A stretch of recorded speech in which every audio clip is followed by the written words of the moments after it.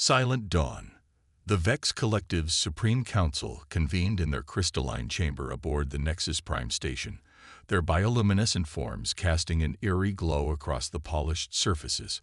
High Commander 6427 floated at the center, their neural tendrils pulsing with barely contained frustration. The humans continue to expand. Zix-427's thoughts resonated through the chamber. Their chaos spreads like a disease through perfectly ordered systems. They are inefficient, unpredictable, and worst of all, they're thriving. The assembled council members rippled in agreement. For centuries, the Vex had maintained order in their sector of the galaxy through careful manipulation and strategic elimination of potentially disruptive species. Their method was elegant, refined through countless interventions, a specially engineered virus that would appear natural, causing a species to quietly extinct itself while leaving their worlds pristine for later Vex colonization. The virus has been modified for human biology. Science Director Nix 189 projected. Our simulations show a 99.97% mortality rate. They will never know we were responsible. Their destruction will appear as nothing more than an unfortunate pandemic, regrettable, but natural. The Council's satisfaction rippled through the chamber like waves in a bioluminescent sea. Humans were remarkable in their own way. Their neural architecture fascinated the Vex's xenobiologists, but they were too unpredictable, too prone to deviation from optimal patterns. The universe needed order, not chaos. The deployment was perfectly orchestrated. Microscopic automated dispersal units were seated in Earth's upper atmosphere, designed to break down completely after releasing their payload. The virus was elegant in its simplicity. It would spread rapidly, show minimal symptoms for the first 2 weeks while achieving maximum transmission, then trigger a cascading failure of the human immune system. Within 3 days, the first cases appeared in major population centers.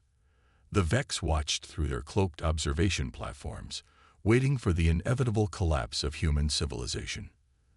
Their simulations showed that panic would fracture human society within weeks, turning them against each other in their final days. But something was wrong. Impossible. Nix 189's thoughts crackled with distress as they analyzed the incoming data. They're adapting. The virus. They're developing resistance far faster than any species we've encountered. The humans had not fractured. Instead, they had united. Their global information networks hummed with unprecedented cooperation between scientific institutions. They had identified the viral structure within days, and within weeks, they had begun developing countermeasures. This defies all probabilistic models, Zix-427 pulsed. Their medical technology should be centuries away from being able to combat something this sophisticated. But the humans didn't just fight the virus. They improved themselves in the process. Their scientists had discovered ways to strengthen their immune systems, their genetic engineers had begun developing defensive adaptations, and their AI systems were evolving new treatment protocols faster than the Vex could modify the virus.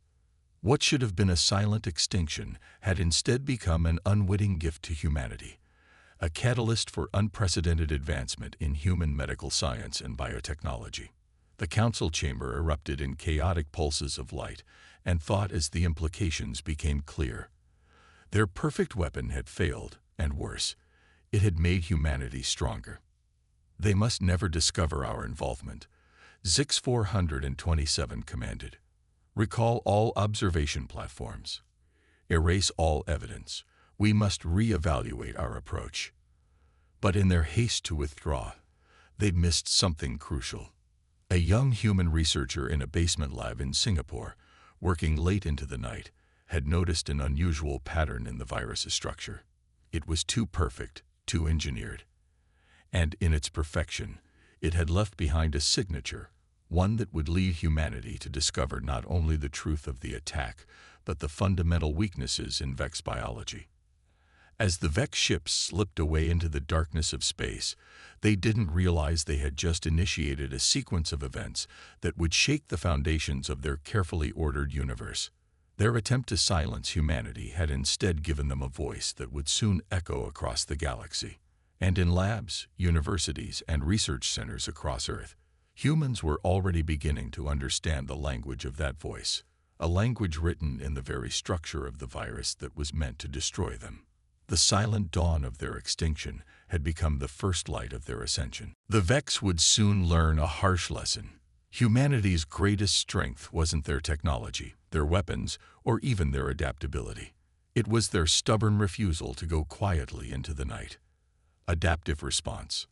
Dr. Sarah Chen stared at her holographic display, her eyes burning from 18 straight hours of analysis. The virus's structure floated before her, its perfectly symmetrical patterns mocking everything she knew about natural evolution. No organism evolved such precise geometry. This was engineered, and engineered by someone far beyond current human capabilities. Dr. Chen. Her eye assistant's voice was gentle. The quantum analysis is complete. You might want to see this. The new data streams appeared before her, and Sarah felt her heart skip a beat. Hidden within the virus's protein coat was a pattern, a signature of sorts, that could only have been created through manipulation of matter at the quantum level. It wasn't just advanced, it was alien. "Contact the WHO Emergency Council," she said, her voice steady despite the implications racing through her mind. "And get me Director Hammond at NASA. They need to see this immediately." Within hours, the evidence was being examined by the world's top scientists. The virus that had threatened humanity wasn't just an engineered weapon. It was a message written in the language of biology, and humanity had just learned to read it. Across the globe, research facilities redirected their efforts. The International Science Coalition, formed during the height of the pandemic, now had a new purpose. They weren't just fighting a virus anymore. They were reverse engineering alien technology from its structure. In orbit, NASA's deep space monitoring stations began detecting faint traces of quantum disturbances, the lingering footprints of advanced propulsion systems. Whatever race had attacked Earth, they had been watching, and they had recently left in a hurry. Admiral James Rodriguez stood at the window of the newly constructed Planetary Defense Command, watching ships under construction in the massive lunar shipyards. "How long until the first defense fleet is ready?"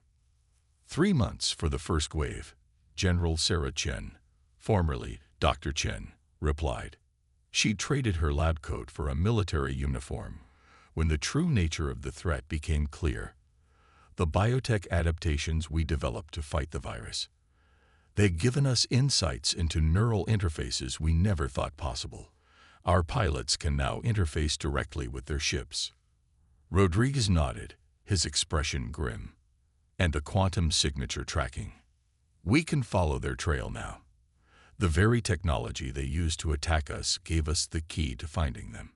Every quantum drive leaves a unique signature, like a fingerprint in space-time. They didn't just give us their weapon, they gave us their address. In research centers worldwide, human scientists worked tirelessly to understand the advanced technology had glimpsed through the virus's structure. Each discovery led to another breakthrough. The quantum manipulation techniques used in the virus creation had opened new avenues in physics, leading to advances in propulsion, energy generation, and defensive systems. But perhaps most importantly, they had learned something about their attackers. The precision in the virus's design, the reliance on perfect patterns and symmetry, it revealed a psychology. These beings were ordered, methodical, and absolutely certain of their superiority. They had never expected their weapon to be not just survived, but understood. They'll be watching, Rodriguez said, turning from the window. They'll know we survived, but they won't know how much we learned. How much would you bet they're up there right now, trying to figure out how their perfect plan failed? Sarah smiled grimly. Then let's give them something new to think about. She gestured, and a hologram appeared between them, designs for a new type of quantum beacon. We're ready to send them a message of our own. The beacon was a masterpiece of human ingenuity, combining the quantum manipulation techniques they'd learned from the virus with humanity's unique talent for improvisation. When activated, it would broadcast a signal across space, using the same quantum frequencies as the aliens' own technology. The message would be simple, encoded in the same elegant patterns they'd discovered in the virus. We know you're there. We know what you did. And we're coming to talk. In lunar orbit, humanity's first quantum drive ships prepared for their maiden voyage. Their hulls contained technology reverse engineered from the very weapon meant to destroy them. Their crews carried bodies enhanced by the adaptations developed to survive it, and in their cores pulsed quantum engines that would lead them straight to their would-be executioners. The silent dawn had passed. Humanity's response would be anything but quiet. Breaking point. The Vex Collective's response to humanity's quantum beacon was swift and brutal. Their massive fleet emerged from hyperspace in waves, their crystalline ships casting prismatic shadows across Earth's orbital defenses. High Commander Zix-427 had abandoned subtlety for overwhelming force. If humanity couldn't be silenced quietly, they would be silenced with fire. But Earth was no longer the vulnerable planet they had first targeted. Multiple quantum signatures detected, announced the AI of the EDS Resilient, humanity's first quantum drive flagship. Captain Maya Torres watched the tactical display as hundreds of Vex ships took up attack positions. They're charging weapons. Let them come, she said, her neural interface humming with the ship's combat systems. All ships, execute Operation Prometheus. The human fleet was outnumbered 10-1, but they had one crucial advantage. They had learned to think like their enemy, and then chosen to think differently. While the Vex relied on perfect formations and textbook maneuvers, humanity had embraced chaos as a strategy. The battle erupted across Earth's orbit. Vex energy beams lanced through space, expecting to find easy targets. Instead, human ships moved in unpredictable patterns, their quantum drives allowing them to appear and disappear in ways that defied the Vex's tactical algorithms. In the Vex command ship, Zix-427 pulsed with frustration. Impossible. Their movements follow no logical pattern. How can they coordinate without structure? The answer came in the form of a massive explosion as 3 human ships suddenly emerged from quantum space inside the Vex formation. They had turned their quantum drives into weapons, creating localized distortions that shattered the perfect crystalline structure of Vex ships. They're using our own technology against us, Science Director Nix-189 observed with a mix of horror and fascination. But they're using it in ways we never conceived possible. They're improvising. The battle raged for hours. The Vex's superior numbers and technology were matched against human ingenuity and adaptability. For every ship humanity lost, they took 3 Vex vessels with them. The space around Earth became a graveyard of crystalline shards and human debris. But the true turning point came from an unexpected source. Dr. Sarah Chen, monitoring the battle from Planetary Defense Command, noticed something in the quantum signatures of the Vex ships. Their perfect coordination, their crystalline technology, it all depended on quantum coherence, and quantum coherence could be disrupted. Captain Torres, she transmitted to the Resilient. The Vex ships, they're all quantum entangled with their command vessel. Their entire fleet operates as a single quantum system. That's why they need such rigid formations. Torres understood immediately. Like a crystal lattice. Break the pattern, and the whole thing shatters, Chen finished. The surviving human ships regrouped. Their quantum drives spun up not for movement, but for something new. They had learned more from the virus than just technology. They had learned how their enemy thought, how they built, how they fought. And now, they would use that knowledge. All ships, synchronize quantum fields, Torres commanded. Target these frequencies. Let's show them what happens when you push humanity to the breaking point.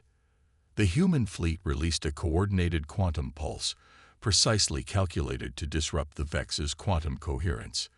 The effect was devastating. Across the battlefield, Vex ships began to lose their perfect synchronization. Their formations crumbled as ship after ship lost contact with the command network. In the chaos, humanity struck. Quantum-enhanced missiles found their marks. Point defense systems, guided by human intuition rather than rigid protocols, picked off Vex ships attempting to reform their shattered formations. High Commander Zix 427 watched in disbelief as their perfect fleet dissolved into disorder. "Retreat," they commanded. "Full withdrawal. We must reassess." But as the surviving Vex ships prepared to flee, they received a transmission. It was coded in their own quantum language, but it carried a distinctly human message. "You tried to perfect us out of existence. Instead, you taught us perfection's greatest weakness. This is just the beginning." The Vex fleet vanished into quantum space, leaving behind the wreckage of their defeated armada and a humanity that had proven itself far more dangerous than they had ever imagined. In the aftermath, as recovery ships gathered debris for study, Captain Torres stood on the Resilience observation deck. "They'll be back," she said to her crew, "and they'll try to learn from this defeat." "Let them learn," her XO replied. "That's what we do best, isn't it? Learn, adapt, overcome." They wanted to silence us. Instead, they gave us a voice that echoes across the quantum realm itself. The breaking point had come and gone. Humanity hadn't broken, they had evolved. And the galaxy would never be the same. The message. The captured Vex technology revealed more than just advanced quantum mechanics. Within the crystalline matrices of their ships, humanity found something unprecedented: the biological basis of Vex consciousness itself. Their entire civilization was built on perfect quantum coherence, not just in their technology, but in their very beings. Dr. Sarah Chen stood before the United Earth Council, her holographic presentation showing the intricate patterns they'd discovered. The Vex aren't just users of quantum technology, they are quantum beings. Their consciousness exists in a state of perpetual quantum entanglement. It's what gives them their perfect coordination, their unified purpose, and their greatest vulnerability. Admiral Rodriguez finished, standing beside her.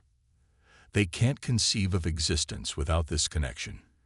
It's why they fear us. We represent chaos in their ordered universe. The council chamber was silent as the implications sank in. For months after the Battle of Earth, humanity had been preparing, building, researching. They had transformed the debris of the Vex fleet into a key that would unlock their enemies' deepest secrets. In orbital laboratories, scientists had discovered that the Vex's quantum nature made them susceptible to specific resonance patterns. Their perfect coherence, maintained across their entire civilization, could be disrupted by the right signal, if it could be delivered to their home systems. "We're not going to destroy them," Chen continued. "We're going to make them understand us. The quantum signal we've developed, it doesn't just disrupt their coherence. It introduces something they've never experienced before: individual consciousness." Across the solar system, humanity's quantum beacon network was nearing completion. Each station was built using modified Vex technology, designed to transmit not just data, but a fundamental alteration to the quantum field that the Vex depended upon. Captain Maya Torres, now Fleet Admiral, supervised the final preparations from the bridge of the EDS Prometheus, humanity's most advanced quantum ship. Status of the beacon network. "All stations reporting ready," her AI reported. "Quantum field synchronization at 99.7% and holding. We're ready to broadcast." The message they had prepared was elegant in its simplicity.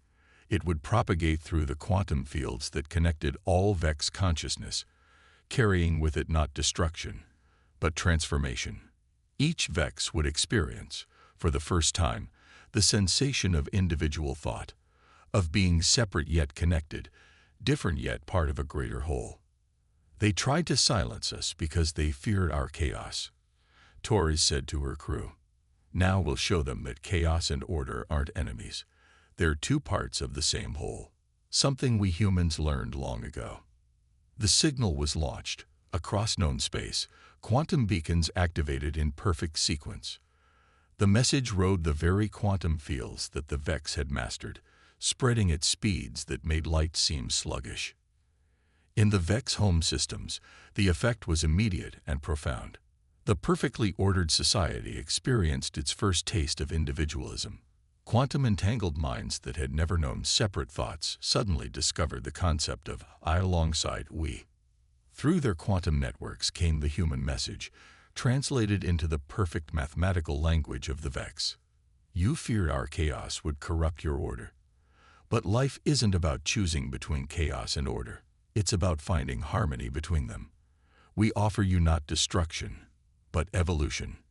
Not silence, but a new song. Listen. The response came hours later. From the quantum fields emerged something unprecedented. Individual Vex voices, each distinct yet harmonious. They had not lost their connection. They had gained the ability to choose it, to value it, to understand why it mattered. In the great crystalline chambers of the Vex Collective, High Commander 6427 experienced something entirely new, personal revelation. The humans hadn't sought revenge. They hadn't tried to impose their chaos on Vex order. Instead, they had given the Vex the gift of choice, the ability to find their own balance between unity and individuality. The message that returned to Earth was different from any previous Vex communication. It carried not just data, but emotion, something the Vex had never before expressed. We sought to silence what we did not understand. You answered by teaching us to sing. We request dialogue, not as a collective, but as individuals united by choice rather than necessity. Aboard the Prometheus, Admiral Torres smiled. Send our response. We look forward to the conversation. The quantum fields hummed with new possibilities. Humanity had done more than survive. They had changed the very nature of their would-be destroyers, not through force, but through understanding. They had taken the weapon meant to silence them and turned it into a bridge between two fundamentally different ways of existing. The message had been delivered, and the galaxy would never be the same. Tomorrow's dawn. 5 years after the quantum message that changed two civilizations, the great crystalline spires of New Alexandria rose from the surface of Mars, a joint human-Vex collaboration that symbolized the unprecedented partnership between the two species. The structure itself was a marvel of hybrid engineering. Crystalline quantum technology merged seamlessly with human innovation, creating something neither civilization could have achieved alone. Dr. Sarah Chen, now Earth's ambassador to the Vex Confederation, stood in the central chamber alongside Zix 427, who had become something of a bridge between the old Vex way and the new. The former High Commander's crystalline form still pulsed with quantum energy, but now the patterns were uniquely their own, a visual representation of individual identity within collective harmony. Did you ever imagine this outcome when you first designed the virus? Sarah asked, their relationship having evolved enough for such direct questions. Zix 427's form shimmered with what Sarah had learned to recognize as amusement. We designed a weapon to eliminate chaos. Instead, we created a bridge to understanding it. The irony is not lost on me. The chamber they stood in was itself a testament to their shared achievement. Quantum field generators maintained a space where both species could communicate freely, sharing thoughts and experiences across the fundamental barrier between their different forms of consciousness. Around them, human and Vex scientists worked together, each bringing their unique perspectives to challenges that had once seemed insurmountable. The deep space probes have detected 3 more potential civilizations approaching quantum awareness, Sarah noted, bringing up a holographic display. The Council is divided on how to approach them. As are we, Zix 427 responded. Some among us remember our old ways, the desire to impose order. Others now understand the value of letting civilizations find their own path. Perhaps the answer lies somewhere between. Their conversation was interrupted by a sudden surge in the quantum field. A new signal was propagating through space. Another civilization had achieved quantum coherence for the first time. But unlike the Vex's first contact with humanity, this time both species were prepared to offer guidance rather than judgment. Admiral Torres, arriving for the emergency session of the Joint Council, entered the chamber. The neural interfaces that humanity had developed to combat the Vex had evolved into something far more sophisticated, a way to bridge the gap between human consciousness and quantum reality. The Arcturian signals match patterns we've seen before, she reported. They're where we were a decade ago, on the verge of either transcendence or destruction. Then we will do what neither of our species could do alone, Zix 427 declared. We will offer them a choice. The combined human Vex fleet that departed for Arcturus carried not weapons of war, but tools of transformation. They had learned that evolution, true evolution, couldn't be forced or prevented. It could only be guided, supported, and embraced. In orbit above Mars, the quantum beacon network that had once carried a message of change now served as the backbone of an interstellar community. Human chaos and Vex order had found a balance, creating a new way forward for both species. The research labs within New Alexandria hummed with activity as both species worked to understand the very nature of consciousness itself. The virus that had been meant to end humanity had instead sparked a revolution in understanding both biological and quantum life. Every day brought new discoveries, new questions, and new opportunities for growth. There's a human saying, Sarah said to Zix 427, as they watched a group of young human students learning to manipulate quantum fields alongside Vex instructors. The best revenge is living well. And another about teaching those who sought to harm you, Zix 427 added, having become something of a student of human philosophy. But we've moved beyond revenge, haven't we? Sarah smiled. We're building something neither of us could have imagined when this all began. The quantum fields pulsed with agreement. The Vex had sought to silence humanity, believing their chaos would destroy the perfect order of the universe.